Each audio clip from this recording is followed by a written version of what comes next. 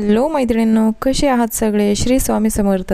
तर चला आजचा व्लॉग मॉर्निंगपासून आहे आणि आज तुम्हाला वेगळं काहीतरी दिसत असेल तर मी आहे ना आईकडे आले होते. तर रक्षाबंधन तुम्हाला मागच्या व्लॉगमध्येच सांगितलं होतं की मी रक्षाबंधन केलं नव्हतं, त्यासाठी मी आईकडे आले आणि माझ्याबरोबर दोन्ही पण मुलं आलीत.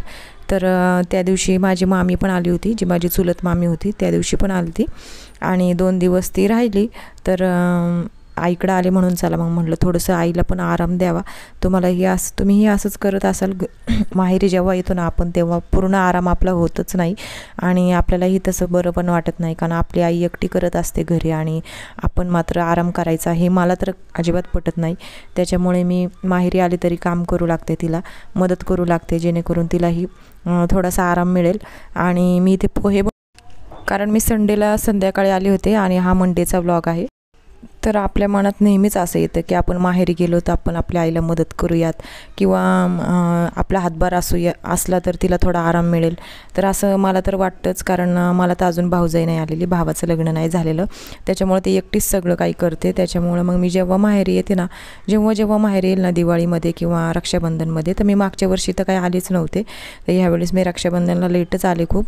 आणि हे बघा ही माझी मामी आहे, जी चुलत मामी आहे ती, तर ती पण 2 दिवसासाठी आली होती. तिला पण बिचारीला कोणच नाही मागे पुढे, त्याच्यामुळे म्हटलं जाऊ द्या चला.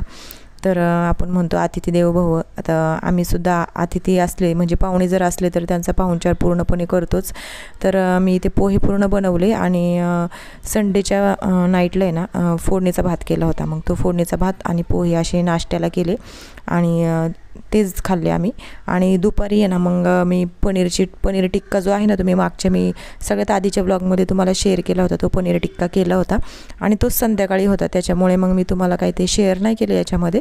हे बघा तुम्हाला माझा भाऊ बघू शकता, याच्यामध्ये आहे लुकडा सुकडाच आहे, पण यांना काही माहीत नव्हतं मी व्हिडिओला तिथे मोबाईल ठेवला होता. ते बघितलेलं होतं, हा बघितलं होतं की केवढी म्हातारी झाली बघ आता. आता जावं आता तिला म्हातारी आता कशी होणार ती.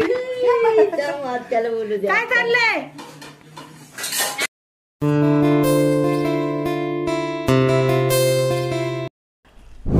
आणि ना छान अशा गप्पा झाल्या आमच्या आणि खूप दिवसांनी खूप वर्षांनी भेटलो असं म्हणायला हरकत नाही.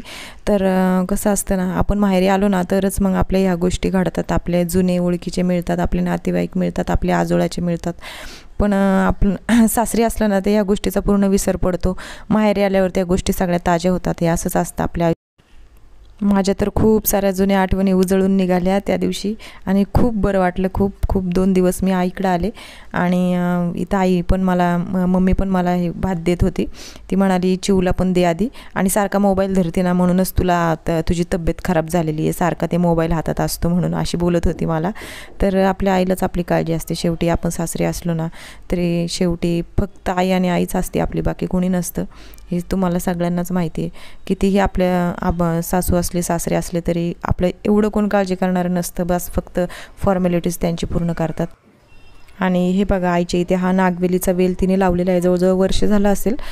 खूप छान असा आला आहे. तिने म्हणजे तिला एका मैत्रिणीने दिला, कर्नाटकला होती तिची मैत्रीण, तिने दिलं.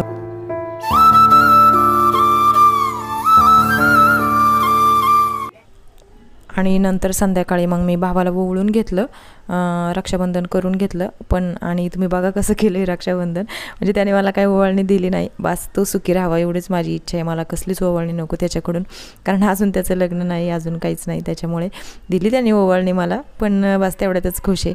आणि बस त्याचं पटकन लवकर लग्न व्हावा आणि सुखी व्हावा एवढीच इच्छा आहे.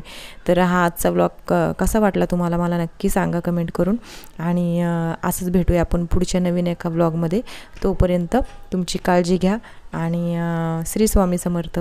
तर चला बाय, पुन्हा भेटूया नवीन एका व्लॉगमध्ये.